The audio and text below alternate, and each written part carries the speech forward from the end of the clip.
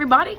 This is Dr. Carmen Bryant. I'm back on overcoming narcissist abuse. Thank you guys for joining me. Thank you guys so much for all the congratulations on my new book. If you have not already, please go to Amazon, or you can also go, those of you that are on out of country. Some of you are out of the country, and so you're unable to get the book shipped from Amazon to the country that you're in. So you have inquired in my last, I'll put it in this one too. In my last one, you can go to my publisher, which is www.westbow, WESTBOW Press, which is PRESS. So it's one word, westbowpress.com. And you can go to the bookstore. And on the bookstore, I should be on the right side for the new release. Go to, and the book is titled Unmasking the Illusion of Perfection.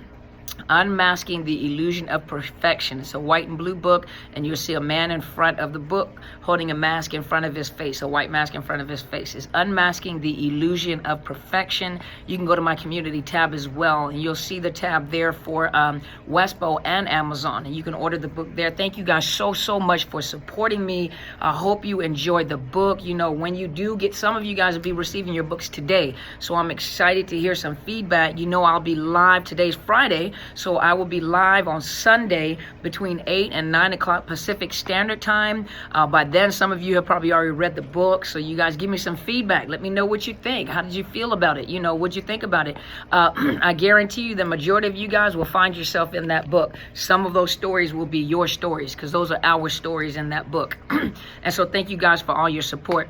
To all the new subscribers, thank you so much for being here with me. I am so appreciative. Thank you guys for finding something relevant that I have to say concerning either your escape, your knowledge, your strength building, or your process of healing. Some of you guys are still in the situation, and so you continue to watch these videos and build your strength, okay? Because, you know, just jumping up and leaving in some states is not feasible, because you're married and you may have children, and there are laws that govern marriages and children. Can't just jump up, because some of them, in some states, they will consider that kidnapping. So whatever you do, you know, find a legal advocate, find a domestic violence advocate. They deal with these cases all the time. They may not understand narcissist abuse, but they do understand abuse and violence. And so, you know, utilize those agencies to assist you in your escape, you know, and plan it out. Think wisely. Don't jump up and be reactive. You know, make sure you think, you plan. Listen to these videos and build your strength, okay? So today I wanted to come in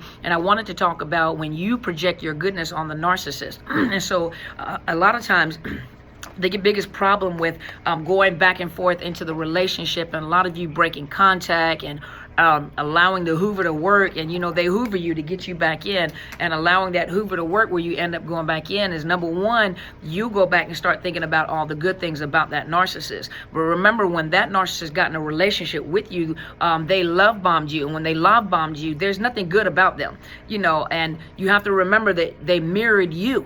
You fell in love with your own self. You fell in love with your own good qualities, you know, and some of you will go back and say, you know, where when it got to the point where the mask fell off, the whole relationship was, I know that he or she has goodness in them.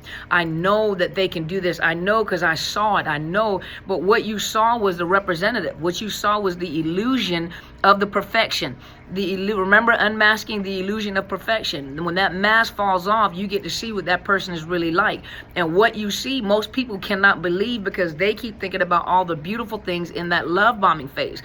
In that love bombing phase, they did everything they possibly could do to get you addicted to them.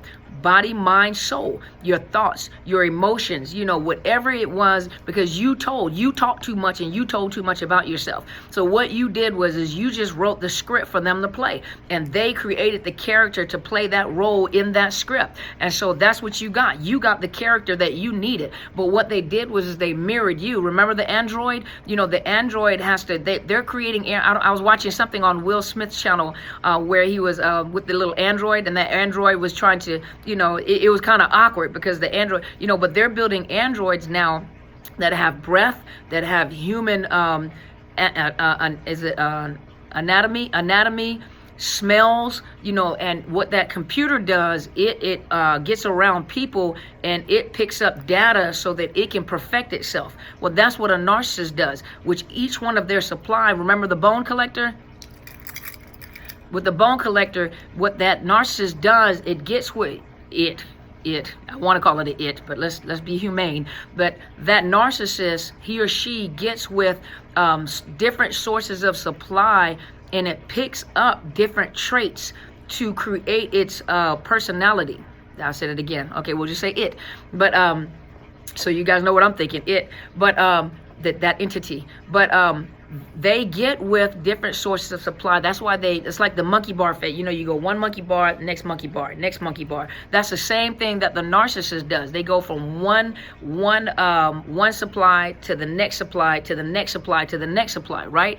And with that, they pick up traits. They pick up personality traits. They pick up certain words. So when they get with you, you have to remember, yes, they mirror you because they're trying to get you, but they've already been with other people where they have picked up different traits, like a therapist. For us, we take a lot of continuing education. We have to take continuing education credits, so different classes that we have to take in order to stay abreast on the changing mental health, you know, what's changing, what's new, what they talk about when it comes to trauma.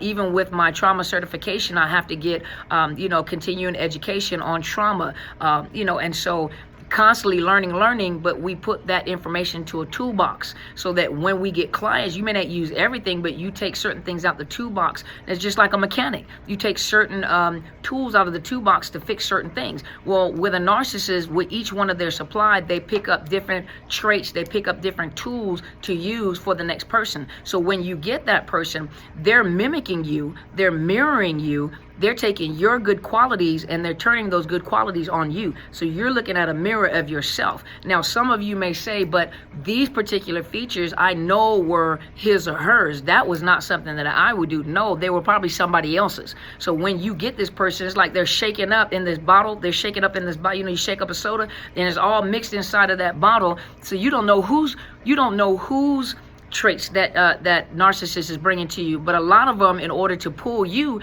like you. Believe it or not, as many of you think that you don't like yourself, you like you because they're showing you to yourself and you like you. That's why most of you said, you know, we have so much in common. It was like a, you know, it was like a, just like my soulmate. You know, we had things, like everything we had in common, and this and oh my gosh, he understand or she understood, and she had great conversation, and we had the same interest, and we had, no, they were listening to you tell them. They interview you. I think someone said that they're interrogating you. So in the interview, they're picking up, and you talk too much. And so you tell too much about yourself. So they picked up on those traits. They picked up on your likes and your dislikes. And so you help them create the character. They became the character that you needed. When that mask fell off, you're looking at them thinking, but I know you have goodness. See, this is where I want to show you guys the difference between how you think and how a narcissist thinks. Most of you guys, the thing that you say, let me think for a minute. The things that you say is that there's no possible way that a human being can be like that.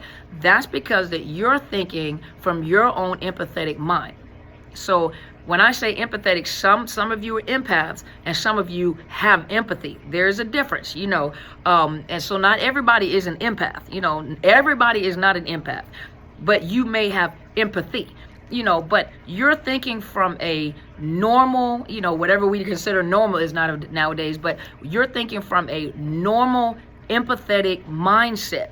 You're thinking from the way that you think. You're thinking from the way that you know that you are. And so you project your goodness on that narcissist, assuming that that narcissist has the same feeling and emotions like you do. So you're thinking like you. You're not thinking like them because you don't know what it's like to think like them. They're vindictive. They're very jealous. They're very fearful individuals. They have a very low self-esteem. They have a fear of rejection. They have a fear of abandonment. And what do most people do that have empathy, or the empath? The empath feels sorry and they are a rescuer. They always got this. So that's why the super empath, when you say that you're an empath or a super empath, that lets me know that you are emotionally out of control. You emotionally are damaged. You are emotionally damaged, and those are some of the hardest people when they get into counseling. Those are the hard, and take it from a therapist. I can't speak for every therapist. You take it from a therapist. When you have an empath or a super empath that has been wounded like that, and you come in and I can pick up, you know, usually I can kind of, okay, you've been in a narcissistic relationship, then I can usually determine, okay, this person is an empath or a super empath. that lets me know that you are really damaged. It's a very powerful term because you're saying super, so you want to be strengthened and feel good. But when you say super empath or empath, and there are some people on here that actually describe it to the T, and they said that is not, that is not something, well, it's not that you have to be ashamed of, but a lot of them say it's nothing to be proud of to be a super empath or an empath. That lets me know that you are very severely emotionally damaged. When you come into an office like mine, and you claim that you are a super empath or empath, and I watch you long enough and work with you, those people are some of the hardest people to work with. And there are some people that have been on my caseload for years or two that that are still struggling, that are super empaths. A lot of you that are super empaths and empaths have complex post-traumatic stress, PTSD, post-traumatic stress and complex post-traumatic stress. You have a lot of physical ailments. You have a lot of medical problems. Emotionally, you are off. Your whole life is usually off. There is recovery. Don't get me wrong. There is recovery. You can recover, and you can learn to balance that. A lot of them do learn to balance that. They do learn to balance, and it's very hard. It's like being a crack addict or a drug addict. Forever in your life, you always have to be very aware of your environment. You have to be very aware of triggers. You have to be very aware of your stress levels. Even those people that have been sober for years and years and years and years, some of them will not use prescription strength pain medicines or certain pain meds that cause them to feel a certain way because they can be triggered, and so that's forever their life. And so with an empath or a super empath, once they get to a recovery phase, they always have to be very cognizant because they're emotionally pulled. And so with when you're dealing with a narcissist, you constantly want to save them. And the more super empathetic you are, the more you want to save that narcissist. And so you put your own feelings on that narcissist, assuming that, because the way you feel that they feel that way, they don't feel the same way you do. When you guys are thinking of this narcissist, but I know they have goodness inside of them. That's because you know the goodness that's inside of you. That's because you have met people that have goodness inside of them. But a narcissist doesn't have goodness inside of them. They're like something in their life has happened where their whole emotions shut down. The only thing, love, kindness, compassion, bonding in relationship is too painful for them. It is too scary and is dangerous to them. For us, they're dangerous to us, and vice versa. If when you start pulling at their heartstring, they discard you immediately. You're not getting in there. You are not getting in their heart, period. It is a dangerous place for them. Love is dangerous because something happened in their past that dealt with their emotions, that dealt with their compassion, that dealt with their bonding, that dealt with, and they totally shut down because the emotions became overwhelming and dangerous, and the fear took over. And that's where you guys say, you see, when they got that narcissistic stare and their eyes turn black, because you see something that I don't care whether you believe or not, something is there that's not them. That there is something else in their presence, and I tell people all the time, even in the mental health field, in the mental health field, you deal with a lot of statistics, you deal with a lot of research, and there are some things like multiple personality disorder, which is now called associative disorder. And, most people say it doesn't exist. They don't believe it. People are acting. But once you see it one time, you'll never forget what you saw. And I remember one time I was in the office and I watched this lady walk in. And I listened to her voice when she was coming in. And then all of a sudden, as she was passing by me, her voice changed. And she sounded like a little child. And when I say little child, I mean not someone, no. Sounded like a 9-year-old child. It literally, and I was like, in my mind, I was thinking like, okay, well, maybe it was me. When we got into the office, we sat not too far apart, and I was on the computer and I was doing an intake, and she was talking to me, but she kept moving around, and when she looked up, her whole facial features changed. Now, ladies and gentlemen, there's no possible human way that the structures in a human face can change. Your bones in your face, in order to change the features of your face, the structure of your face has to change, which requires like plastic surgery. So a lot of that is plastic surgery. There's no way that a human being can sit in that office and look up and all of a sudden their facial features has changed. And I said, there's no way possible. I just saw this. And the more I talked to her, the more I realized I was dealing with a person that was dissociating in my office. And so I was a little fearful because I was a young therapist at the time. So I went to my supervisor, and my supervisor supervisor, off the chain anyway, I came to her and I said, listen, I have a question for you. I said, I know that most people say it doesn't exist. It's in the book, so obviously it exists, dissociative disorder. I said, listen, I said, but I saw something today. And I told her what I saw, and I said, I know you probably won't believe me. And she says, wait a minute. She says, you saw it too? And I was thinking like, okay, is she trying to like mock me? And she says, oh my gosh, I saw it too. She says, when I was an intern, I worked with a psychiatrist. She says, I saw it. And she knew I knew that I saw it. So ladies and gentlemen, when you see that narcissistic stare, and some of you guys said you see that black eye, there's something there. And once you see it, you will never unsee it. You will always remember it.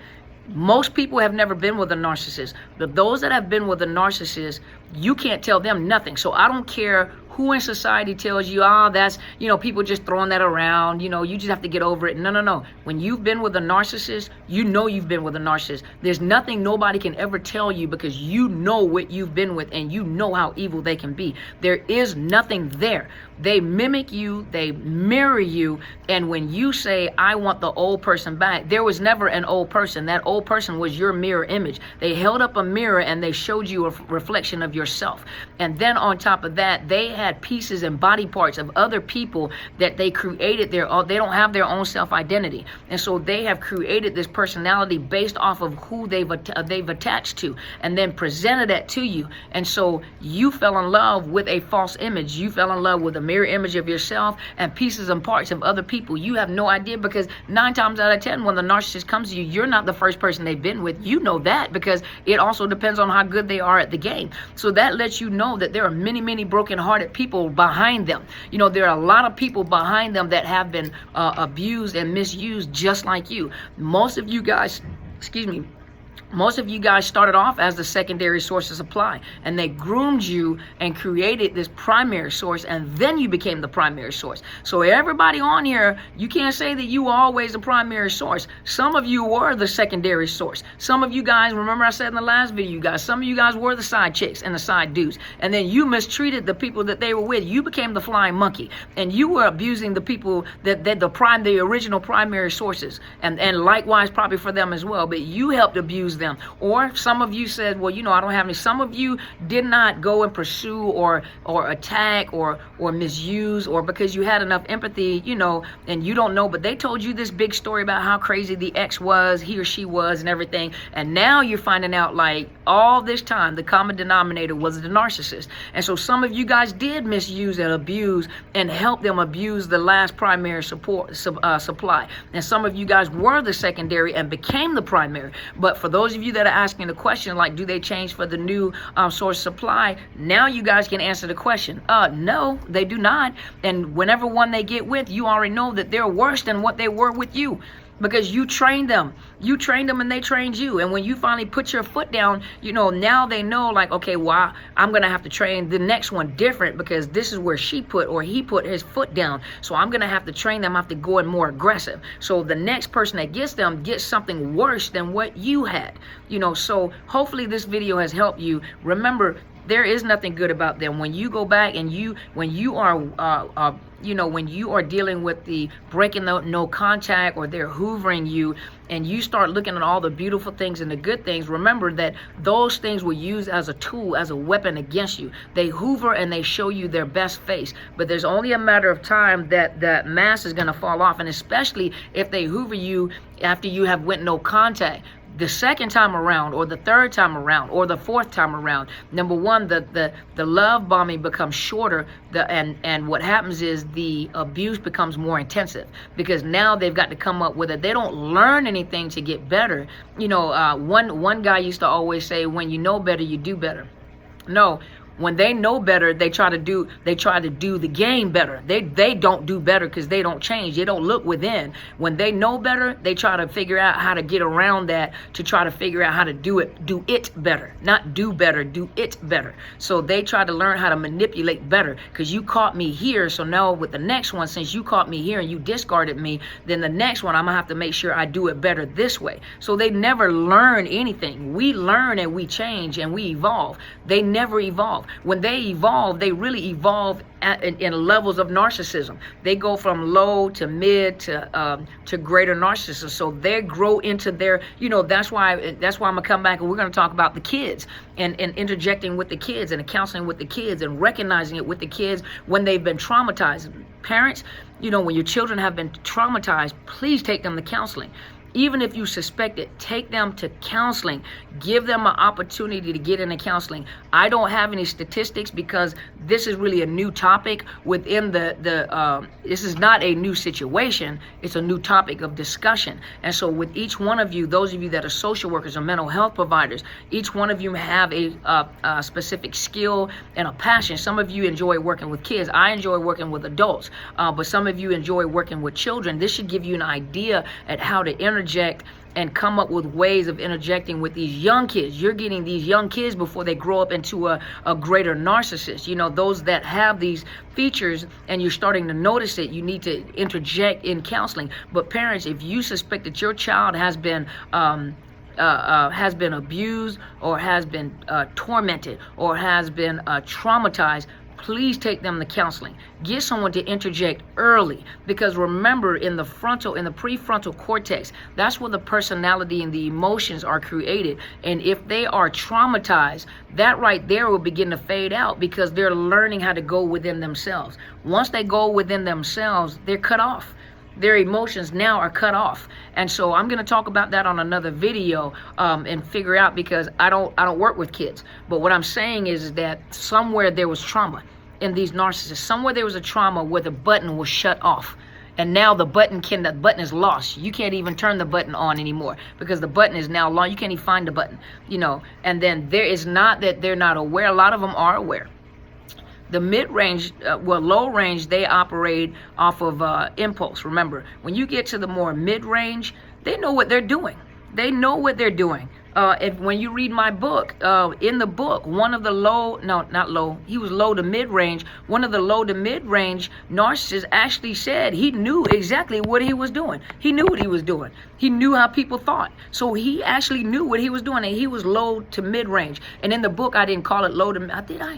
I don't know if I call it, I have to go read my own book. But in the book, I don't know if I recognize the individual as a low to mid-range narcissist. But in the book, the narcissist actually said he knew exactly what he was doing. He knew that he was manipulative. He knew he lied. He knew he stole. He knew he tried to make himself look better than everybody else. He knew the game that he was playing. He knew it. And this was during the time that he was love bombing, I think it was, that he began to confess. But he knew exactly what he was doing. They know what they're doing.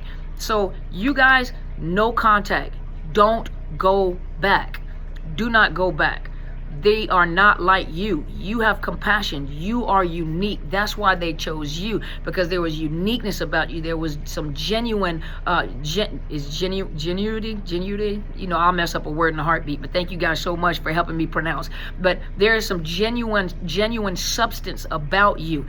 Don't be so hardened and so hurt that you shut that off and you become what they are. Never become what they are. Just because you are hurt does not mean that you are like them.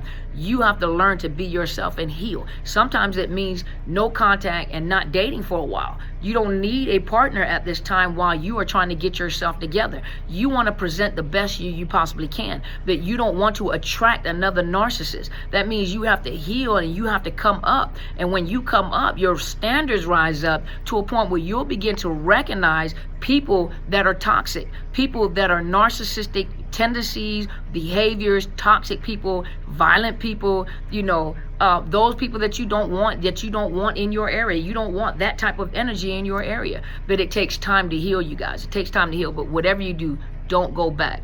Don't look at them through your eyes. You have to see them through their eyes. And you can never fathom, what they're thinking. You'll never be able to look through their eyes because you have compassion and love in your heart. They don't. So you'll never be able to look through their eyes. But don't look through your eyes at them. You have to understand that they don't feel what you feel. They don't feel what you feel. They don't feel love and compassion and connection. They see everybody as being used for something. You have a purpose to them. You have a purpose for them. And it's not to be loved and cherished and honored. No, it's to be used until you are depleted, and then they go. So hopefully this video has helped you guys. Thank you so much for tuning in. I'm Dr. Carmen Bryant, Overcoming Narcissist Abuse. Please subscribe to my channel. Hit the bell so you know whenever I upload new videos. Today is Friday, so I will be back on Sunday live. So you guys can come and talk to me. To all the new subscribers that I have not met, please join us on Sunday. You can ask me whatever question you want to. Sometimes the questions come really fast, so you have to repost the questions. But come and join me on Sunday so I can come and talk to you. You can come and talk to me. And I'm looking forward to, I also have a Facebook page. I've been having some problems uploading the videos. I can upload the YouTube video on Facebook, but I can't just upload the regular video that I normally. I don't know what's going on. I think I just have too many videos on there. I don't know. But I'll do it again today and see what happens. But thank you guys so much. Hit the thumbs up on my Facebook page, Psychological Health Consultants and Services. It's a mouthful. My new book is out. Please go to Amazon or westbowpress.com if you're out of the country and having problems getting it shipped from Amazon. I will put that down. Look down there on the bottom of the video. And I will put the information there for you guys to click and go and purchase the book. Share the book. Make sure you buy the book for someone else. They need to hear that they are not crazy. These stories are real. And I'm working on the second book now. So the first book is to put this in action to show you what narcissist abuse looks like and what these people were thinking. How they were groomed, how they were taught, how they fell prey to a predator like this, and some of the different levels that they were at, what jobs they held, children, families they came from, and these were their thoughts, and this is what they were going through, and this is what they were struggling trying to leave, and why they couldn't leave. So hopefully you guys go and get the book. It is Unmasking the Illusion of Perfection. Please go purchase. Thank you guys for all your support. Thank you for purchasing the books too. I appreciate it. Let me know. Some of you guys should be receiving your books today, and those of you putting your orders in, if you have Prime, usually you get it within a day or two. So hopefully you guys are reading it. Let me know what you think. Make sure you add some ratings on Amazon. Put your comments in there and give me some feedback. Let me know what you think. But you will, I promise you this, I bet you'll find yourself in that book somewhere in there is going to be your story, and you're going to think like, wow, did Carmen talk about me? No, I didn't know you at the time. I didn't come on. I finished the book long before I started doing the videos. I perfected the book after the video started. So no, you guys are not in the book, but you will find yourself in the book. Does that make sense? Kind of oxymoron, huh? But thank you guys so much for joining me, and as my friend always says, go and be great.